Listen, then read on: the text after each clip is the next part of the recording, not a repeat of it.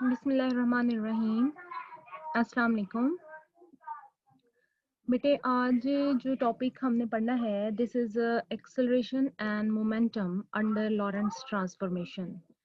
Previously हम ये पढ़ चुके हैं कि किस तरीके से आप डिस्प्लेसमेंट को ट्रांसफॉर्म करते हैं अंडर लॉरेंट्ज ट्रांसफॉर्मेशन, किस तरीके से वेलोसिटी ट्रांसफॉर्म होती है, और अब हम देखेंगे कि एक्सेलरेशन जो है उसके ऊपर क्या इफेक्ट आएगा और उसके अकॉर्डिंगली फिर हम मोमेंटम की बात करेंगे, और मोमेंटम के बाद फिर हम फर्दर देखेंगे कि फोर्सेस के ऊपर क्या इफेक्ट आता है और law of conservation of momentum किस तरीके से ट्रांसफॉर्म हो जाता है, और इसके नतीजे में हमारे पास जो लॉज हैं फिजिक्स के, जो स्पेसिफिक आपके पास लॉ है न्यूटन का सेकेंड लॉ ऑफ मोशन, वो कैसे ट्रांसफॉर्म हो जाएगा।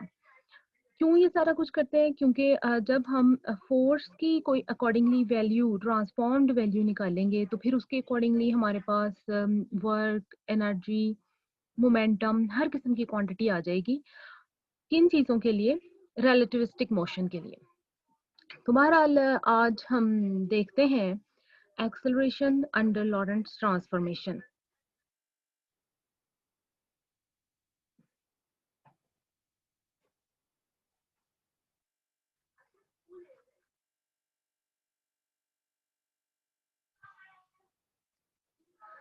अच्छा जी, एक्सेलरेशन को अगर हम डिफाइन करें तो ये क्या होता है? Rate of change of velocity को आप एक्सेलरेशन कहते हैं।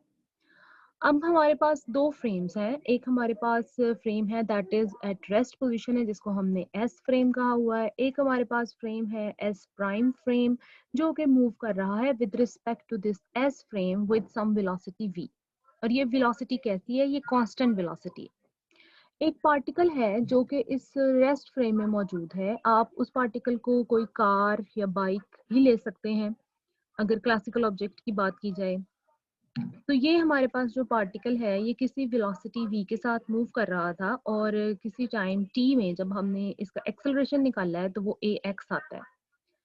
सिमिलरली अब अगर एक ऑब्जर्वर जो है जो इस s फ्रेम में मौजूद है which is moving with respect to this rest frame with some velocity v, तो वो जब इस पार्टिकल के एक्सेलरेशन को मालूम करना चाहेगा तो उसके लिए जो वैल्यूज होंगी इस एक्सेलरेशन की that will B ax prime. Under gradient transformation हमने देखा था कि हमारे पास जो डिस्प्लेसमेंट की वैल्यू थी that was x minus we T. जो y साइड पर वर्टिकल डिस्प्लेसमेंट था आपके पास, क्योंकि फ्रेम्स मूव कर रहे हैं x डायरेक्शन में तो y प्राइम y के बराबर था और z प्राइम z के बराबर था। There was no change in y and z components of the frame. Time t prime था जो हमने कहा कि बराबर है t के, और जब इनके डेरिवेटिव्स हम अप्लाई करते हैं तो d t prime is equal to d t आता है। ये सारा काम किस में हो रहा है? ग्रेडियंट ट्रांसफॉर्मेशन में। यहाँ पर जब हम वेलोसिटीज निकालते हैं तो वेलोसिटीज हमारे पास आती हैं u x prime is equal to u x minus v, u y prime is equal to u y, u z prime is equal to u z. To find out the acceleration हम क्या करते हैं कि with respect to this velocity, with respect to time हम इसका acceleration मालूम कर लेते हैं। जब हम इसका एक्सेलरेशन मालूम करते हैं विद रिस्पेक्ट टू वेलोसिटी तो वो हमारे पास आता है d you prime by d t prime. हमने ये ग्रेडियंट ट्रांसफॉर्मेशन का टाइम डेरिवेटिव के हिसाब से एक डेरिवेटिव ले लिया हुआ है। अब हम यू एक्स प्राइम की वैल्यू इसमें पुट करते हैं यू एक्स माइनस वी, और इसका डेरिवेटिव लेते हैं तो हमारे पास ए एक्स ही आ जाता है, क्योंकि जब डेरिवेटिव इस वेलोसिटी वी पर अप्लाई होता है तो वो हमें कांस्टेंट वेलोसिटी का डेरिवेटिव 0 आ जाता है। अब this a x prime is equal to a x. Similarly जब हम ए वाई प्राइम लेते हैं तो that is d u y prime by d t prime, तो वो ए वाई आ जाता है। इसी तरीके से जब हम ए जेड प्राइम लेते हैं तो वो ए जेड आ जाता है। Finally we get the result a x prime is equal to a x, a y prime is equal to a y and a z prime is equal to a z. No variation in acceleration in different frames under gradient transformation। तो हमें जो result मिलता है वो ये मिलता है कि ग्रेडियंट ट्रांसफॉर्मेशन में एक्सेलरेशन जो है वो इनवेरिएंट है, वो चेंज नहीं हो रहा है, it always remain the same. अब हम देखते हैं कि लॉरेंस ट्रांसफॉर्मेशन में क्या एक्सेलरेशन इनवेरिएंट रहता है या इसकी वैल्यू चेंज हो जाती है। तो उसके लिए हम अब लॉरेंस ट्रांसफॉर्मेशन की बात करेंगे। लॉरेंस ट्रांसफॉर्मेशन में ये लॉरेंस फैक्टर आपके पास एक ऐड हो गया था डिस्प्लेसमेंट की वैल्यू में। Again we have two frames, एक हमारे पास रेस्ट फ्रेम है, एक हमारे पास मूविंग फ्रेम है जिसको एस प्राइम कहा हुआ है। This is moving with some constant velocity v, and then if we are taking a particle और उसका एक्सेलरेशन हम मालूम करना चाहते हैं एस फ्रेम में, अगर उसका एक्सेलरेशन ए एक्स है तो क्योंकि ये फ्रेम एक्स डायरेक्शन में मूव कर रहा है तो इसका जो अब एक्सेलरेशन होगा that will B A x prime. Lorentz transformation में एक्स प्राइम हमारे पास गेमा एक्स माइनस वी टी के बराबर आता है। ये हमारी लॉरेंस ट्रांसफॉर्मेशन की इक्वेशन है डिस्प्लेसमेंट के लिए। यहाँ पर गेमा जो है ये लॉरेंस फैक्टर है, और ये लॉरेंस फैक्टर क्यों आया था? To explain the special theory of relativity postulates. उसके लिए हमने देखा था कि गैलीलियन ट्रांसफॉर्मेशन किसी बहुत स्मॉल पार्टिकल्स जो बहुत हाई स्पीड पे मूव कर रहे थे उसके लिए अप्लाई नहीं हो सकती थी। तो स्पेशल थ्योरी ऑफ रिलेटिविटी को ऑथेंटिकेट करने के लिए या उसको एक्सपेरिमेंट मैथमेटिकली जस्टिफाई करने के लिए ये लॉरेंस फैक्टर इसमें ऐड हो गया था। Similarly y prime is equal to y, z prime is equal to z, और t प्राइम की वैल्यू भी इसमें चेंज हुई थी। हमने ये कहा था बल्कि ये कैलकुलेट किया था कि in case of Galilean transformation आपके सिर्फ स्पेस कोऑर्डिनेट में x प्राइम की वैल्यू चेंज होती है, जबकि y प्राइम, z प्राइम और t प्राइम t, y और z के बराबर ही रहता है। लेकिन in case of Lorentz transformation जिस तरीके से आपके पास x प्राइम चेंज हो रहा है, t प्राइम की वैल्यू भी वेरिएट करती है, और वो वैल्यू भी लॉरेंस फैक्टर के ऊपर डिपेंड कर रही है कि लॉरेंस फैक्टर की वैल्यू ज्यादा या कम होने के नतीजे में टी प्राइम की वैल्यू भी ज्यादा या कम होती है। यहाँ से अगर डी टी प्राइम लिया जाए तो ये इसके ऊपर अप्लाई होगा gamma d t minus v over c square और ये डी एक्स। अब हम कल हमने वेलोसिटी ट्रांसफॉर्मेशंस देखी थी, तो वेलोसिटी ट्रांसफॉर्मेशंस की जो वैल्यूज आती हैं यू एक्स प्राइम के लिए ये वैल्यू लिखी हुई है, u x minus v by one minus v over c square into u x. Similarly u y prime के लिए u y by gamma one minus v over c square u x, और u z prime के लिए u z by gamma one minus v over c square u x आ जाती है। यानी u y और यू जेड भी change हो रही हैं with respect to the change in the velocity along x component in the moving frame. Now we are interested to find out the acceleration of this particle which is moving in the rest frame. इसका acceleration जो rest frame में होगा that will be called as proper acceleration, क्योंकि अगर कोई observer S frame में ही मौजूद है और वो एस फ्रेम में ही इसके एक्सेलरेशन को मालूम करना चाहता है तो ये एक्सेलरेशन कहलाएगा प्रॉपर एक्सेलरेशन। और वो हम कैसे निकालेंगे? Rate of change of velocity, यानी वेलोसिटी का टाइम डेरिवेटिव हम लेंगे तो हमारे पास प्रॉपर एक्सेलरेशन की वैल्यू आ जाएगी। यही प्रॉपर एक्सेलरेशन अब अगर एक ऑब्जर्वर एस प्राइम फ्रेम में खड़ा होकर इस पार्टिकल का एक्सेलरेशन मालूम करने की कोशिश करे तो that will B A x prime. इस ए एक्स प्राइम को मैयर जब करेंगे तो this will not be now proper acceleration. हम देखेंगे कि क्या ये वैल्यू प्रॉपर एक्सेलरेशन के बराबर रहती है या फिर ये चेंज हो जाती है। जैसे गैलीलियन ट्रांसफॉर्मेशन में हम देख चुके हैं कि ये सेम है। अब उसके लिए हम क्या करेंगे? We have to take d u x, d u y prime and d u z prime, and similarly then we have to divide it with dt prime. For this purpose हम dux prime लेते हैं। हमारे पास ux prime की वैल्यू ux minus v over one minus v over c square into ux थी। जब इस पे डेरिवेटिव अप्लाई किया जाएगा तो आप ये देखेंगे इस फॉर्म का एक डेरिवेटिव बनेगा, यानी derivative on u by v जब आप लगाते हैं, क्योंकि ये भी आपके पास ux पर भी अप्लाई हो रहा है और इस ux पर भी अप्लाई हो रहा है। तो फाइनली u बाय v वाले को आप कैसे सॉल्व करते थे? आप एक फॉर्मूला यूज करते थे जिसमें ये जो डिनोमिनेटर है इसका स्क्वायर लेते थे, फिर आप कहते थे कि v multiplied by this numerator का derivative minus numerator u multiplied by the derivative of this denominator, मतलब v du minus u dv by v square आपका फॉर्मूला था। अब इस फॉर्मूला को अप्लाई करेंगे और इसके तहत हम अपना du, ये जो ux प्राइम की वैल्यू थी इसका डेरिवेटिव मालूम कर लेंगे।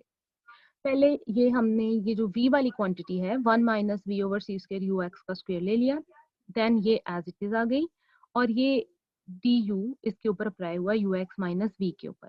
आप ये देखें this derivative will be applied on you x, जबकि जब इस डेरिवेटिव को इस वेलोसिटी पर अप्लाई करेंगे तो this will give us zero. क्यों ये जीरो देगा? क्योंकि this is constant velocity, constant velocity का जो डेरिवेटिव होता है वो जीरो होता है। सिमिलरली जब उसके बाद क्वांटिटी आएगी u, मतलब यू एक्स माइनस वी ऊपर वाली क्वांटिटी, फिर नीचे वाली जो क्वांटिटी है डिनोमिनेटर वाली, इसका हम लेंगे डेरिवेटिव। जब डेरिवेटिव इस पर अप्लाई करेंगे तो वन का डेरिवेटिव जीरो आ जाएगा because one is constant, v over c square as it is आ जाएगा, और यू एक्स के ऊपर आप अप्लाई करेंगे डी यू एक्स। और अगर फर्दर इसके ऊपर रूल लगाएं तो सेकंड जब derivative v over c square पे लगाएंगे तो क्योंकि ये कांस्टेंट्स हैं तो ये भी जीरो हो जाएगा, और फिर फाइनली आगे भी इसके एक जीरो वाली टर्म ऐड हो जाएगी। अब आप जब इसको फर्दर सॉल्व करते हैं तो after just a little rearrangement you get the answer 1 minus v square over c square into dux divided by 1 minus v over c square into ux का होल का स्क्वायर। और फर्दर आपकी Lorentz factor जो है 1 over 1 minus v square over c square under root के बराबर है, तो ये जो वैल्यू है this will give you gamma square, कहाँ? डिनोमिनेटर में, क्योंकि अगर इसका स्क्वायर लिया जाए this will be equal to 1 over 1 minus v square over c square, और ये 1 minus v square over c square will give you 1 over omega square, और ये वैल्यू हमारे पास डी यू एक्स प्राइम की आ गई। सिमिलरली हम इसी तरीके से डी यू वाई प्राइम और डी यू जेड प्राइम की वैल्यूज भी मालूम करेंगे। अगेन हम इसके ऊपर यू बाई वी वाला फॉर्मूला अप्लाई करेंगे। हमारे पास यू वाई प्राइम और यू जेड प्राइम की जो वैल्यूज हैं वो यहाँ पर मैंने आपको दी हुई हैं। I am leaving this work up to you कि आप यू वाई प्राइम और यू जेड प्राइम का derivative d u y prime और डी यू जेड प्राइम मालूम करें। कैसे? यू बाई वाई वाला यू बाई वी वाला फॉर्मूला अप्लाई करने के बाद जब हम इसके ऊपर डेरिवेटिव का फॉर्मूला अप्लाई करते हैं तो हमारे पास रिजल्ट कुछ ऐसे आ जाता है कि डी यू वाई प्राइम की वैल्यूज ये आ जाती हैं, और डी यू जेड प्राइम की values gamma 1 minus v over c square u x d u z plus u z gamma v over c square d u x divided by gamma square 1 minus v by c square u x whole square आ जाती है। अब D t prime हमारे पास क्या है? Gamma d t minus v over c square d x. हम d t को अगर कॉमन ले लें तो 1 minus v over c square d x by d t जो कि यू एक्स की फॉर्म में चले जाएगा। तो d t prime will be gamma 1 minus v over c square u x d t, ये वैल्यू आ जाएगी। Now we have to divide equation number 1 to 3 with d t prime. ये देखिए जी, ये इक्वेशन नंबर 1 थी डी यू एक्स प्राइम वाली, ये d u y prime वाली इक्वेशन नंबर 2 है, डी वाली इक्वेशन नंबर 3 है। इन सब इक्वेशंस को हम डी टी प्राइम से डिवाइड कर रहे हैं तो हमारे पास क्या आ जाता है? A x prime. D u x prime की वैल्यू हमने अप्लाई की और उसको डी टी प्राइम से डिवाइड किया। ये डी यू एक्स प्राइम की वैल्यू है, d u x by gamma square 1 minus v over c square u x का स्क्वायर, और ये डी टी प्राइम की वैल्यू है जिससे हमने डिवाइड किया हुआ है 1 over gamma 1 minus v over c square u x d t. अब इसको जब रीअरेंज करते हैं तो we get d u x by d t is equal to a x और gamma square into gamma gamma cube 1 minus v over c square u x square, और ये भी वही क्वांटिटी है तो ये क्यूब में चले जाएगी। Similarly, we have to apply the division of duy prime over dt prime for ay prime and az prime. तो हमारे पास ay prime की जो वैल्यू है वो कुछ इस तरीके से आ जाएगी, ay by gamma square 1 minus v over c square ux square plus u by v over c square ax gamma square 1 minus v over c square ux whole cube. And similarly a y prime की value भी आएगी। अब हमने ये देखा है कि हमारे पास अंडर लॉरेंस ट्रांसफॉर्मेशन जो एक्सेलरेशन की वैल्यू है a x prime a y prime और ए जेड प्राइम वो इनवेरिएंट नहीं रही हैं। अब हम ये नहीं कह सकते कि हमारे पास मूविंग फ्रेम में भी एक्सेलरेशन वही है और रेस्ट फ्रेम में भी एक्सेलरेशन वही है। हमने ये देखा है कि values are have been changed a lot. हमारे पास जो ए वाई और ए जेड की वैल्यूज हैं वो उसमें ए जेड भी मौजूद है लेकिन साथ में कंपोनेंट एक्स वाला भी ऐड हो रहा है। इसी तरीके से ए वाई में भी यही सिचुएशन है, ए एक्स वाला कंपोनेंट भी ऐड हो रहा है, ए जेड वाले में भी ए एक्स वाला कंपोनेंट ऐड हो रहा है। यानी हमारे पास जो वैल्यूज हैं एक्सेलरेशन की जो ट्रांसफॉर्म्ड हुई हैं लॉरेंस ट्रांसफॉर्मेशन में उस मुख्तलिफ फ्रेम्स में मुख्तलिफ है। रेस्ट फ्रेम में कुछ और है ए एक्स ए वाई और जेड, और मूविंग फ्रेम में ए x prime, a y prime, A z prime transform हो गई हैं, वो डिफरेंट हो गई हैं। तो जाहिर है ये डिफरेंट हो गई हैं तो फोर्स की वैल्यूज भी डिफरेंट होंगी आपके पास एक्स साइड पर, वाई पर और जेड पर। अब एक्सेलरेशन के बाद हम थोड़ा सा देख लेते हैं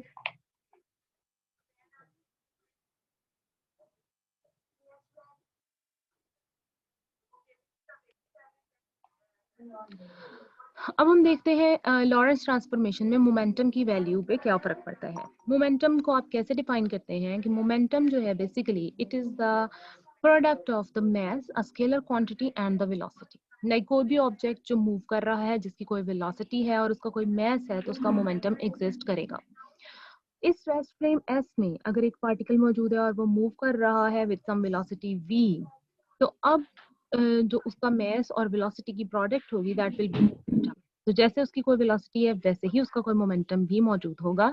हम वेलोसिटी को लिखते हैं rate of change of displacement. यहाँ मैंने डी आर से उसको रिप्रेजेंट कर दिया।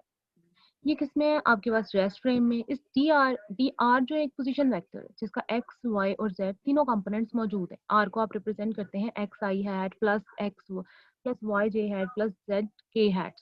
तो इसका मतलब इसमें तीनों कंपोनेंट्स मौजूद है। मैंने एक ओवरऑल टाइप ऑफ मोमेंटम लिखा है जिसमें एक्स वाई और जेड तीनों ही मौजूद हैं और ये मोमेंटम रेस्ट फ्रेम में मौजूद है और इसको हम प्रॉपर वैल्यू ऑफ मोमेंटम कहेंगे। In case of S prime frame जो कि किसी वेलोसिटी v के साथ मूव कर रहा है जो कि कांस्टेंट वेलोसिटी है, जब हम यहाँ से खड़े होकर इस पार्टिकल का मोमेंटम मालूम करने की कोशिश करेंगे तो that will B P prime. और अगर ये हमारे पास रेस्ट फ्रेम के accordingly x axis positive x axis में मूव कर रहा है और हम इसका एक्स कंपोनेंट मालूम करना चाह रहे हैं तो we will find the p x prime. तो उसके लिए हम अब क्या करेंगे, p prime will be equal to m v prime और यहाँ पर ये जो v प्राइम है this is equal to d r prime by d t prime. इसका मतलब है we have to find d x prime by d t prime plus d y prime by d t prime plus D Z prime by d t prime. Lorentz transformation में x prime, y prime, z prime और t की value कुछ इस तरीके से है। x prime आपके पास x minus we T के बराबर है, y प्राइम आपके पास v के बराबर है, z प्राइम आपके पास v के बराबर है और t प्राइम t के बराबर है। लाइक ये जो आपके पास वैल्यूज हैं ये कुछ इस तरीके से ट्रांसफॉर्म हो रही हैं क्योंकि फ्रेम हमारे पास x डायरेक्शन में मूव कर रहा है तो y प्राइम और z प्राइम की कोई वैल्यूज चेंज नहीं हो रही। हम इनके डेरिवेटिव्स ले लेते हैं। अब px प्राइम के लिए हमें लेना पड़ेगा m ux prime. ux prime आपके पास आता है dx prime by dt prime. तो हम dx प्राइम की वैल्यू यहाँ पुट कर देते हैं gamma dx minus v d t और डिवाइडेड बाय dt प्राइम हमारे पास dt के बराबर है तो उसको लिखा देते हैं। तो हमारे पास जो वैल्यू आती है m gamma dx by dt हमारे पास ux बन जाएगा, dt बाय dt 1 हो जाएगा और इसकी जगह पर v आ जाएगा और फाइनली हमारे पास गैमा mux माइनस mv आ जाएगा। mux को हम px कह देते हैं that is the component of the momentum along x axis. और ये जो वाला m है इसको हम according to Einstein's mass energy relation E is equal to m c square से m is equal to E over c square put कर देते हैं। जब हम E over c square put करते हैं तो हमारे पास पी एक्स प्राइम की value gamma p x minus E by c square v आ जाती है। सिमिलरली पी वाई प्राइम हमारे पास पी वाई के बराबर आता है, पी जेड प्राइम हमारे पास पी जेड के आता है बराबर। यानी हमारे पास पी वाई प्राइम और पी जेड प्राइम की वैल्यूज जो है इतनी खास चेंज नहीं हुई। एंड फाइनली इस मोमेंट हम इसके बाद फोर्स को डिस्कस करेंगे। फोर्स की एक फॉर्म तो न्यूटन सेकेंड लॉ के अकॉर्डिंगली आपके पास क्या होता है कि आप प्रोडक्ट लेते हैं मास की और एक्सेलरेशन की। सेकेंडली आप फोर्स को कैसे फाइंड आउट कर सकते हैं, आप कहते हैं rate of change of momentum is called force. ये भी आपके पास एक फॉर्म है सेकेंड लॉ ऑफ मोशन की।